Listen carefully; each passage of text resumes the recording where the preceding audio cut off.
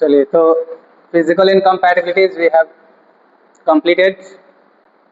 Now we are going to start chemical incompatibilities, है ना। Second number पे जो केमिकल इनकम्पैटिबिलिटीज है इसके बारे में हमें डिस्कस करना है। ये ऑलरेडी हम कंप्लीट कर चुके हैं कि फिजिकल इनकम्पैटिबिलिटीज होता क्या है। ठीक, now write down the definition of the chemical incompatibilities. What is incompatibilities?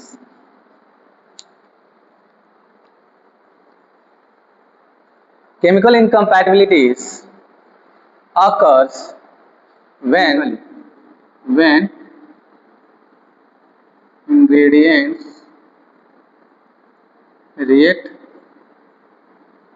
chemically. Chemical incompatibilities कब होता है?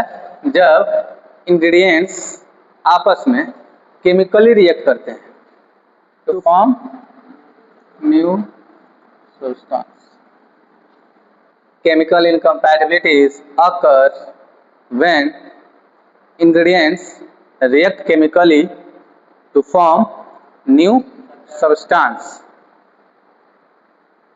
ठीक है, अब आपने ये डेफिनेशन समझ लिया कि इसमें होता क्या है। जो इंग्रेडिएंट्स यूज हम करते हैं अपने रिएक्शंस में या अपने फॉर्मुलेशन में, जो भी आपके इंग्रेडिएंट्स हैं, वो इंग्रेडिएंट्स जब आपस में केमिकली रिएक्ट करते हैं तब एक नया सब्सटेंस बनता है।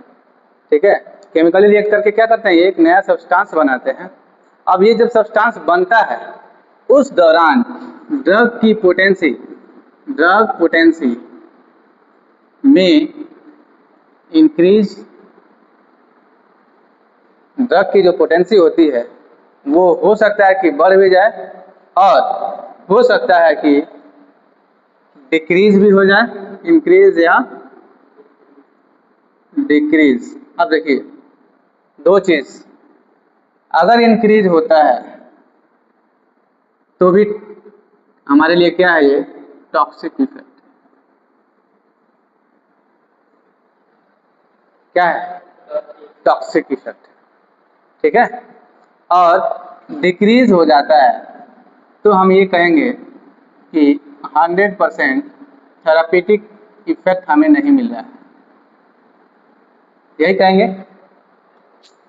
आया असल में क्या, ड्रग की पोटेंसी जब ये केमिकली रिएक्ट करते हैं और नया सब्सटेंस जब बनता है तो हो सकता है कि ड्रग की पोटेंसी इंक्रीज हो जाए या तो डिक्रीज हो जाए। अगर इंक्रीज होता है तो टॉक्सिक इफेक्ट देने के लिए वो रेडी हो जाता है, तो टॉक्सिक प्रोडक्ट हो सकता है कि वहां पे बन जाए। ठीक है, टॉक्सिक प्रोडक्ट में भी फॉर्म। ठीक, हो सकता है कि वहां पे टॉक्सिक प्रोडक्ट्स कुछ अलग से ऐसा प्रोडक्ट बन जाए जो आपको टॉक्सिक इफेक्ट देने लगे। और अगर डिक्रीज हो जाता है उसकी पोटेंसी तो हम ये कहेंगे कि 100% हमें थेरापेटिक इफेक्ट नहीं मिल पाया। जैसे सिंपल से समझिए कि आपको पैरासीटामोल खाना है, फीवर है। अब आपको हम, मान लो आप 15 साल के हो या 18 साल के, 500 mg आपके लिए इनफ है। 500 mg हम दे रहे हैं आपको हम एक एक्यूरेसी दे रहे हैं कि हाँ ठीक है आपकी बॉडी टॉलरेट हो जाएगी 500 mg। ठीक है, हमने 3 टाइम आपको दे दिया तो 5 × 3 1500 mg आपको दे दिया। 1500 mg आपको हमने ये दिन में दे दिया। आपकी बॉडी टॉलरेट है, आपको एक अच्छा इफेक्ट भी मिल रहा है उससे, बुखार भी आपका ठीक है। लेकिन अगर आप कहते हैं कि नहीं सर बुखार अभी सही नहीं हो रहा है, कभी कभार बुखार आ जा रहा है या दवा खाने के बाद थोड़ी देर ठीक रहता है फिर से बुखार है, तो फिर डॉक्टर क्या करता है कि 650 mg दे। क्या करता है फिर 650 mg अब कहता है कि अब आप खाइए PCM है। 650 mg अब आपको दे दिया तो दिन में आपको कितना दे दिया, 3 टाइम अगर खाना हो तो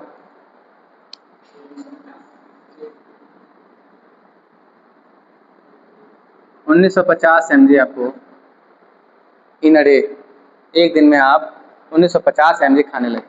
पहले कितना खा रहे थे आप? 1500। आप कितना खाने लगे? 1950।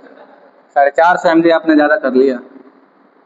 450 mg का मतलब समझ रहे हैं, एक नॉर्मल 500 mg टैबलेट के बराबर हो गए।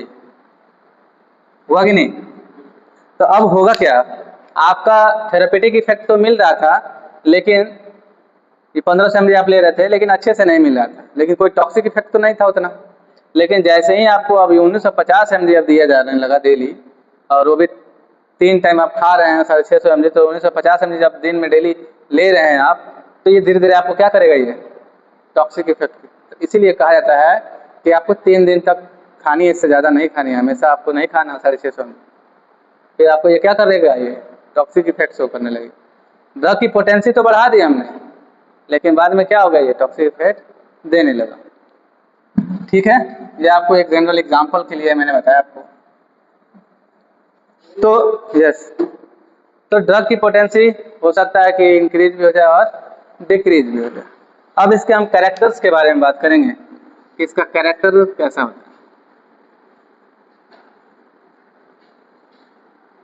कैरेक्टरिस्टिक्स, ठीक है, किसके, इन केमिकल इनकम्पैटिबिलिटीज। तो इसका कैरेक्टर कैसा होगा, पहला चीज कि ये केमिकल रिएक्शन के बेसिस पे ये रिएक्ट करता है। तो केमिकल रिएक्शन ऑकर, इसके अंदर क्या होगा, केमिकल रिएक्शन हमेशा होगा। केमिकल इनकम्पैटिबिलिटीज के अंदर पहला क्या है इसका कैरेक्टर, इसका प्रॉपर्टीज कि ये केमिकल रिएक्शन शो करेगा। ठीक, दूसरा है कि न्यू कंपाउंड जरूर ही बनाएगा, new compound form, new compounds form. जब केमिकल रिएक्शन जब होगा तो इसके द्वारा एक नया कोई दूसरा कंपाउंड जरूर ही बनाया जाएगा। और थर्ड नंबर क्या है,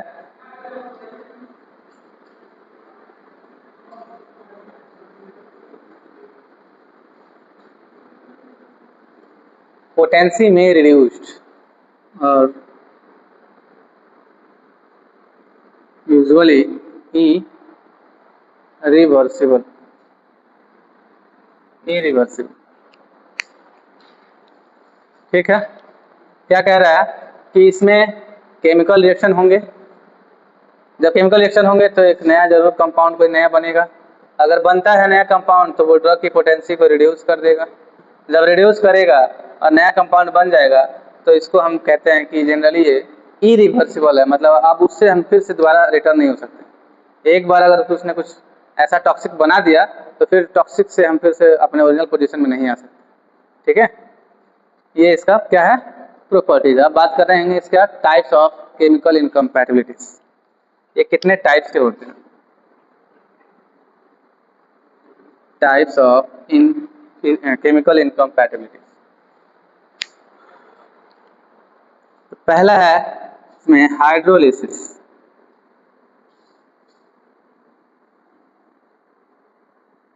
पहला क्या है, हाइड्रोलिसिस। हाइड्रोलिसिस मीन्स कोई भी ड्रग किसके साथ रिएक्ट करेगा, वाटर के साथ, means drug react with water, drug reacts with water, water के साथ इसमें रिएक्शन होगा। एग्जाम्पल क्या है, तो सपोज मान लो ये एस्पिरिन हमने ले लिया,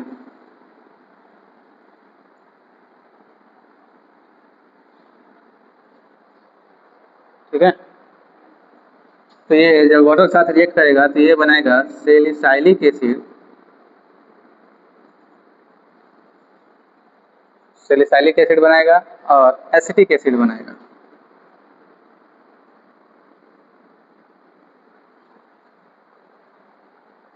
एस्पिरिन जब वाटर के साथ रिएक्ट करता है तो सैलिसाइलिक एसिड और एसिटिक एसिड बनाता है। ऐसे ही एस्पिरिन के जैसे ही कुछ और भी ड्रग्स हैं, एस्पिरिन के जैसे ही कुछ अफेक्टेड ड्रग्स हैं।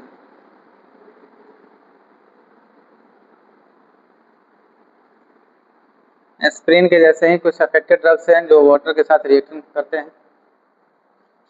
एस्पिरिन तो हो ही गया है ना, पहला नाम एस्पिरिन तो है ही, दूसरा नाम प्रोकेन, पेनिसिलिन,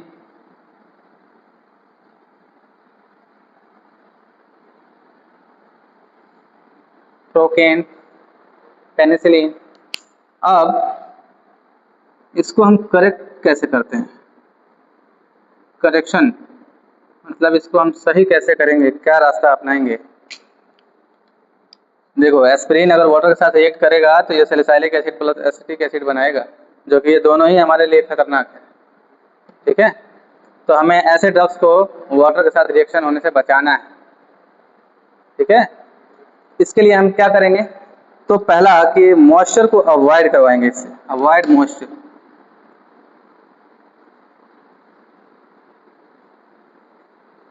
मॉइस्चर से दूर रखेंगे। ठीक, दूसरा store in air tight container. जब भी हम इसको स्टोर करेंगे तो एयर टाइट कंटेनर में क्लोज करके रखेंगे। कोशिश करेंगे कि जब भी हम ऐसे कंपोनेंट्स को यूज़ कर रहे हैं तो इसको हम दोबारा प्रिपेयर करें, prepare freshly, prepare freshly, fresh बना के ही हम यूज़ करें। जैसे कि एस्पिरिन की ही टैबलेट आप ले रहे हैं, ठीक है, तो एस्पिरिन अगर कहीं से लीकेज हो गया है तो उसको ना खाएं। ठीक है, अदरवाइज वो मॉइस्चर अगर कंटेन कर लिया तो हो सकता है कि वो कुछ नुकसान कर दे। तो जब भी आप एस्पिरिन, प्रोकेन, पेनिसिलिन टाइप के कोई भी मेडिसिन अगर आप ले रहे हैं तो इन सब चीज़ों को ध्यान रखना है।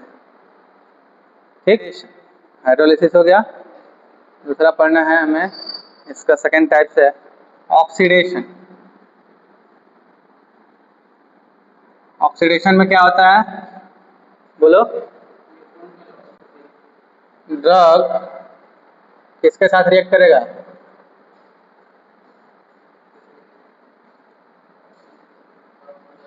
ऑक्सीजन के साथ रिएक्ट करेगा। ड्रग किसके साथ रिएक्शन करेगा, ऑक्सीजन के साथ। इसका आपको रिएक्शन बता दूं, जैसे कि क्या होता है जब ड्रग ऑक्सीजन के साथ रिएक्ट करता है।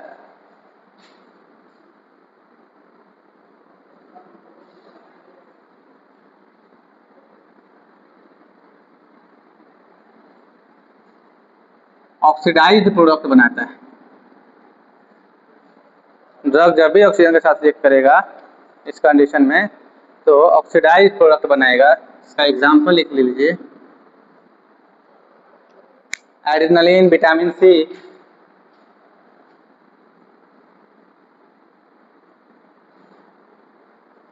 Vitamin C. विटामिन सी को क्या बोलते हैं, chemical name ascorbic acid.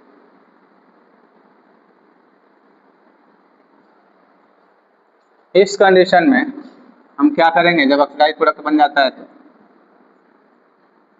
Correction, heading डालिएगा करेक्शन। और करेक्शन में मतलब कि कैसे इसको सही करें कि ऑक्सीडाइज्ड प्रोडक्ट जो बन गया है वो सही हो जाए, कोई हमें नुकसान ना पहुंचाए। तो पहला है कि एंटीऑक्सीडेंट का यूज़ करें, एंटीऑक्सीडेंट का यूज़ करेंगे। और ऐसे प्रोडक्ट को एम्बर कलर में, एम्बर कलर बोतल में पैक करेंगे। और भी इसका क्या है करेक्शन करने का, नाइट्रोजन का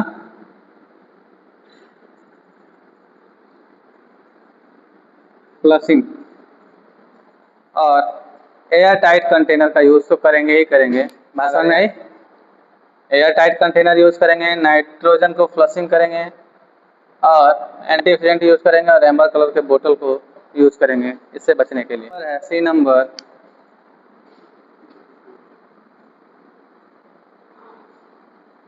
रिडक्शन। रिडक्शन का मतलब क्या होता है, गेन ऑफ इलेक्ट्रॉन्स, इलेक्ट्रॉन्स का गेन करना, मतलब इलेक्ट्रॉन्स उस पर आके ऐड होंगे। गेन ऑफ इलेक्ट्रॉन्स क्या मतलब बनता है, गेन ऑफ इलेक्ट्रॉन्स का, जैसे कॉपर है 2+ इसके चार्ज है, 2 इलेक्ट्रॉन इसके पास आ गए तो ये क्या बन जाएगा, होगा इलेक्ट्रॉन के ऊपर माइनस चार्ज होता है। गेन ऑफ इलेक्ट्रॉन होगा तो लॉस ऑफ ऑक्सीडेशन भी होगा, है ना। लॉस कह लो या रिड्यूस कह लो, रिड्यूशन स्टेट। तो सिंपल सा बात समझ लो कि 2 इलेक्ट्रॉन्स इसके पास ऐड ऑन हुए, पहले से 2 माइनस प्लस में था। उसके बाद नेक्स्ट है डबल डीकम्पोजिशन। डबल डीकम्पोजिशन,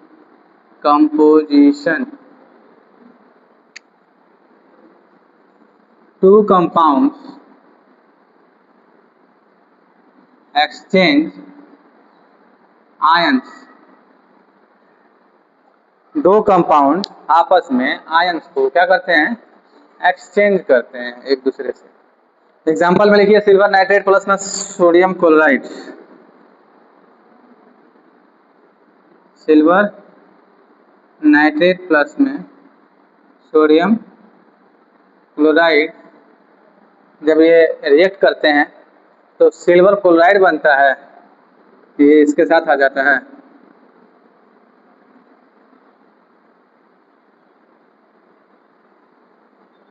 और सोडियम नाइट्रेट बन जाता है।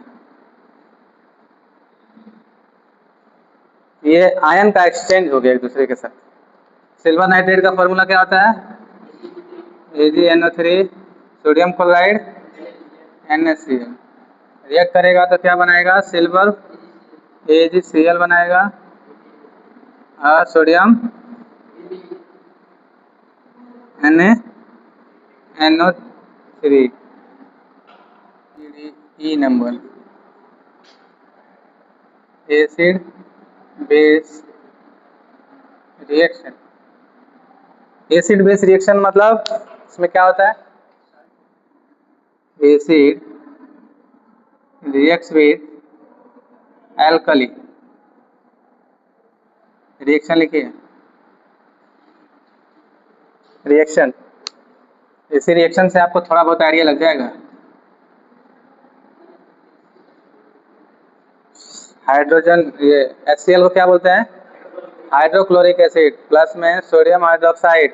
जब ये दोनों रिएक्ट करेगा तो क्या बनाएगा, सॉल्ट बनाएगा, NaCl बनाएगा और वाटर बनाएगा। Very good. इसी को बोलते हैं हम एसिड और बेस का रिएक्शन। ये एसिड है, ये बेस है, ये दोनों रिएक्ट कर रहे हैं और इनका रिएक्शन के बाद से क्या बना वो देखो, इसका Na और इसका Cl, ये दोनों आके सोडियम क्लोराइड बना और इसका हाइड्रोजन और इसका OH। नेक्स्ट लिखिए F नंबर,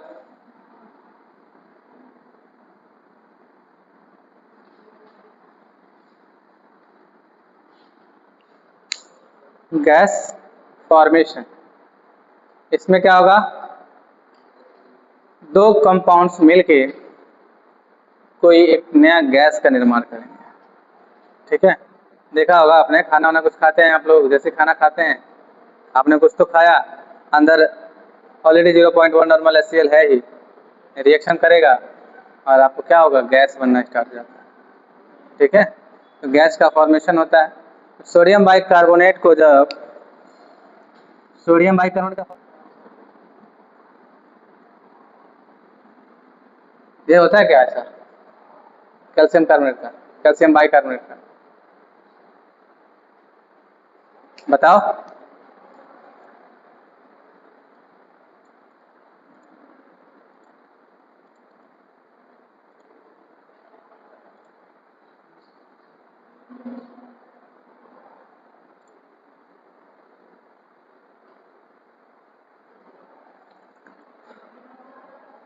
बताओ भाई, सही है। यहाँ पे जब H लग जाता है तो ये बाई हो जाता है। नाम लिख लेना, कंफ्यूजन मत हो जाना।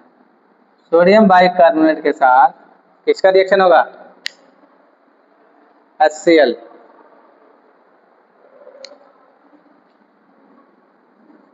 तब क्या बनाएगा, कार्बन डाइऑक्साइड तो बनेगा ही।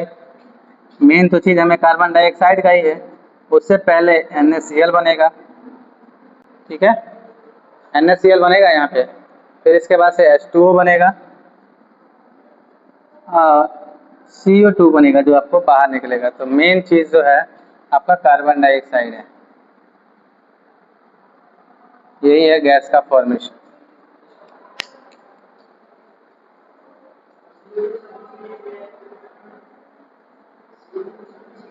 कोई दिक्कत नहीं है।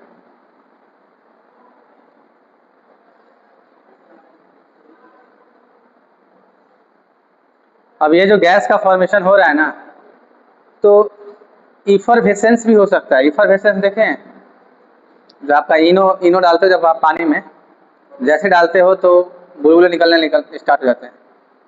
ठीक है, वो इफरवेसेंस का काम हो रहा है वहाँ पे। फिर उसके बाद से फॉर्म गैस का बनना है। उसके बाद से प्रेशर बिल्ड होगा, वहाँ पे प्रेशर भी जनरेट होगा, खूब तेज लगेगा कि पानी खौल जाएगा ऐसे। और हो सकता है कि जिस कंटेनर में ये प्रोसेस हो रहा है वो बर्स्ट भी कर जाए, फड़क भी जाए। ठीक है, बर्स्ट ऑफ द कंटेनर, ये लास्ट की प्रोसेस है। ठीक है, जब गैस का फॉर्मेशन होता है तो ये काम होता है। तो जनरली जब एसिड कार्बोनेट या बाइक कार्बोनेट के साथ रिएक्शन करता है, कोई भी एसिड कार्बोनेट या बाइक कार्बोनेट के साथ रिएक्शन जब करेगा, कोई भी एसिड, तो सॉल्ट बनाएगा, वाटर बनाएगा और गैस का फॉर्मेशन करेगा। अब वो गैस कार्बन डाइऑक्साइड भी हो सकता है। ठीक है, ठीक, चलिए दूसरा एग्जांपल भी आप लिख सकते हैं कि सोडियम बाइकार्बोनेट है, सिट्रिक एसिड के साथ जब रिएक्शन करेगा तो सोडियम सिट्रेट बनाएगा, फिर वाटर बनाएगा और कार्बन डाइऑक्साइड बनाएगा। ठीक है बाबू, तो ये गैस का फॉर्मेशन जब होता है, आप इसमें 2-4 लाइन और ऐड कर सकते हैं अपने आप से कि जब गैस का फॉर्मेशन होगा तो एट द एंड जब रिजल्ट होगा तो इफरवेसेंस की क्रिया होगी। ठीक है, इफरवेसेंस का प्रोसेस होगा, फिर क्या होगा बताओ, प्रेशर भी जनरेट होंगे, फॉर्म्स भी बनेगा, फॉर्मिंग का जो प्रोसेस होता है, प्रेशर जनरेट होगा और एट द एंड हो सकता है इवेंचुअली कि बर्स्ट भी कर जाए। Burst, BURST, burst. ठीक है,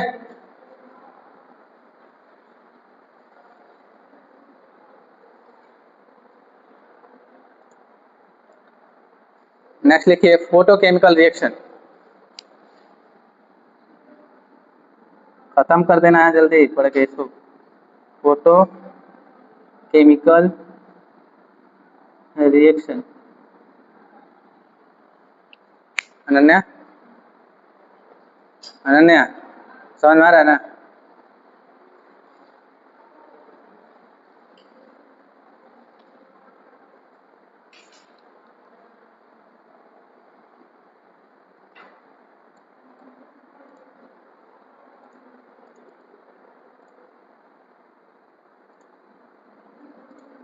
फोटोकेमिकल रिएक्शन, फोटोकेमिकल रिएक्शन में क्या होगा, ड्रग डिकम्पोजेज इन लाइट,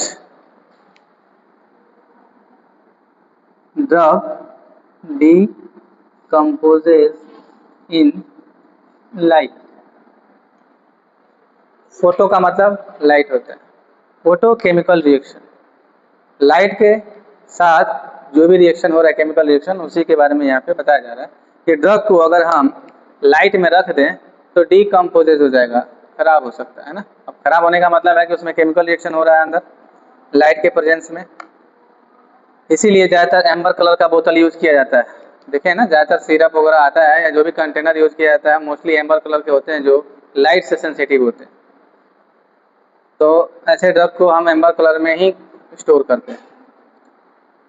तो फोटोकेमिकल जो रिएक्शन है एक ऐसा केमिकल रिएक्शन है जो लाइट के प्रेजेंस में, जो लाइट के प्रेजेंस में होता है। ठीक है, अब जब ये लाइट के प्रेजेंस में होगा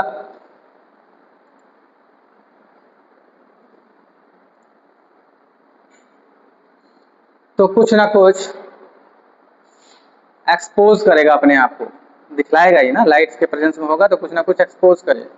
तो हो सकता है कि उस टाइम ड्रग का डिग्रेडेशन भी हो जाए। ठीक, ड्रग का क्या होगा, डिग्रेडेशन होगा, और जब डिग्रेडेशन होगा तो अपनी पोटेंसी को लॉस भी कर सकता है। पोटेंसी को क्या करेगा, लॉस कर देगा। हो सकता है कि जो उसके कलर हैं वो डिसकलर हो जाएं, हो सकता है कि जब डिग्रेडेट होगा तो वो हार्मफुल प्रोडक्ट में बदल जाए। इसीलिए कहा जाता है कि ज़्यादा दिन से ये खुला हुआ है टैबलेट कैप्सूल या कोई भी आपका ड्रग, आपका डोजेज फॉर्म अगर ज़्यादा दिन से ओपन है या लाइट के प्रेजेंस में रखा हुआ है, ज़्यादातर आपने देखा होगा कि जो भी हम Coca Cola cold drink use करते हैं वो लोग लेके आते हैं ओपनली लोड करके, कोई भी कंटेनर में मतलब कि ट्रक वगैरह में या लोडर में जहाँ भी लेके आते हैं ऐसे खुला लेके आते हैं, लाइट के प्रेजेंस में गाड़ी ऐसे खुला रख देते हैं। दुकानदार भी क्या करता है, ऐसे बाहर लगा देता है एडवर्टाइजमेंट के लिए कि हाँ हमारे यहाँ कोको कोला मिलता है, कोल्ड ड्रिंक मिलता है। जो वो लाइट उसके ऊपर जा रही है वो सबसे ज़्यादा पॉइजन बना रहा है। पॉइजन तो है ही वो, है ना, जो आप पी रहे हो वो तो पॉइजन है ही, ऑलरेडी उसको और ज़्यादा पॉइजन कर दिया लाइट के प्रेजेंस में रख के। धूप में ऐसे रख देते हैं खुले, फिर जब आपको देना होता है ठंडा करते हैं दे देते हैं। तो वो क्या है, एक तरह से पॉइजन ही हम ले रहे हैं। ठीक है, तो जैसे एक सिल्वर नाइट्रेट है, जब आप उसको लाइट में रखोगे तो वो डार्किंग हो जाएगा, डार्क कलर का हो जाता है सिल्वर नाइट्रेट। ठीक है, अच्छा किसी ने केमिकल वगैरह इधर उधर किया है क्या लैब से? सिल्वर नाइट्रेट से याद आया मुझे,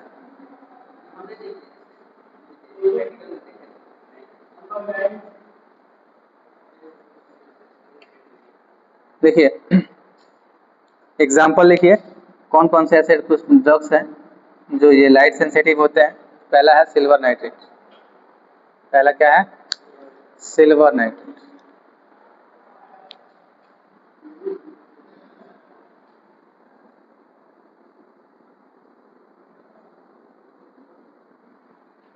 silver nitrate is sensitive to light।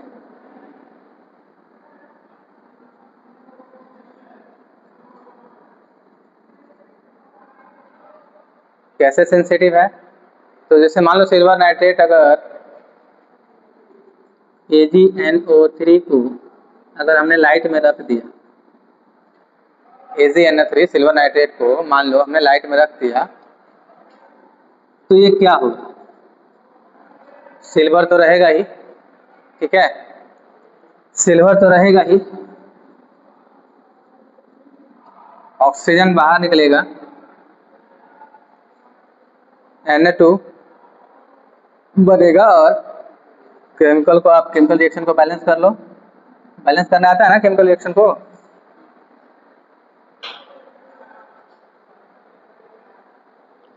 तो यहाँ पे क्या हो रहा है, सिल्वर, जो ये सिल्वर है, ये सिल्वर Ag क्या कर रहा है, डार्कनेस या ब्लैकिनेस, कॉजेस डार्केनिंग,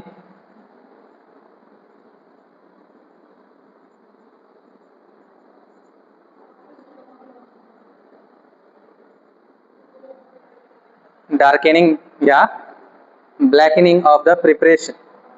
प्रिपरेशन को ये क्या कर रहा है, डार्कनिंग कर रहा है या ब्लैकनिंग कर देता है। ऐसे और भी एग्जांपल्स हैं, एक सिल्वर नाइट्रेट तो हो ही गया, और भी एग्जांपल हैं, लिख लो। रिबोफ्लेविन, रिबोफ्लेविन, नाइट्रोप्रोसाइड,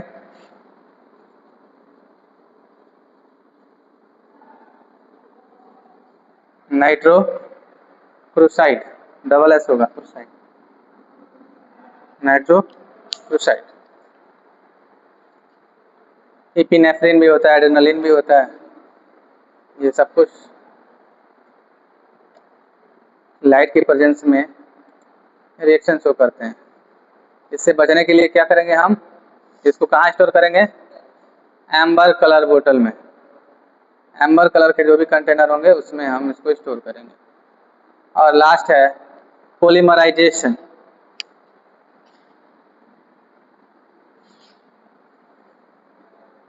यहाँ पढ़ लो H number, polymerisation, polymerisation, polymerisation.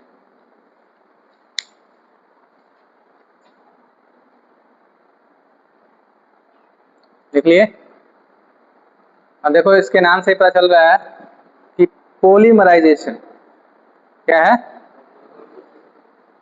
पोली मतलब बहुत सारे, मतलब कि कोई केमिकल्स स्मॉल मॉलिक्यूल्स बहुत सारे हैं, वो कंबाइन होके एक लार्ज मॉलिक्यूल्स बनाते हैं। पॉलीमराइजेशन में क्या होता है कि बहुत सारे molecules, small small molecules combine होके क्या बनाएंगे? लार्ज मॉलिक्यूल्स बनाएंगे। इसी प्रोसेस को हम क्या बोलते हैं? पॉलीमराइजेशन। लिख लीजिए, small molecules combine to form larger molecules. Small molecules combine to form larger molecules.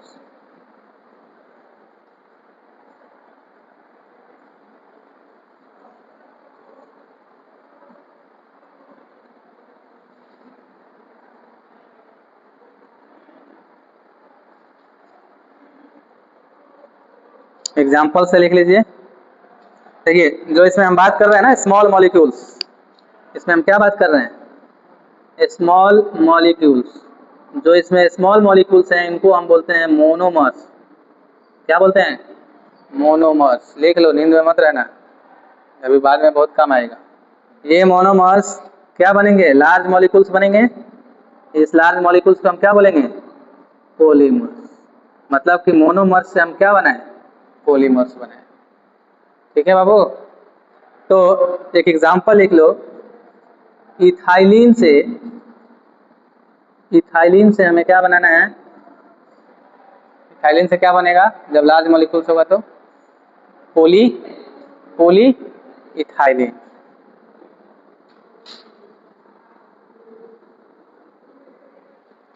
Ethylene से क्या बनेगा? पॉलीइथाइलिन। अब इथाइलिन का फॉर्मूला क्या होता है? बोलो। C2H4। यहाँ पे N लगा दो। अब जब ये पोली की तरफ बढ़ेगा, मतलब कि बहुत बड़ा बन जाएगा, तो पोली की तरफ जब बढ़ेगा तो ये हो जाएगा ऐसे।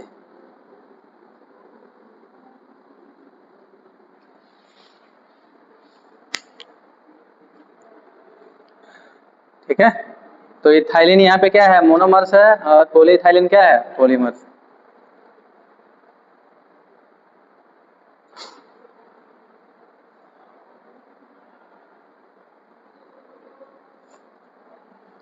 तो इस केमिकल इनकम्पैटिबिलिटीज को हम करेक्शन भी कर सकते हैं, मतलब कि ठीक ठाक भी कर सकते हैं। क्या क्या प्रोसेस लगाएंगे? तो हम पीएच को एडजस्ट कर सकते हैं।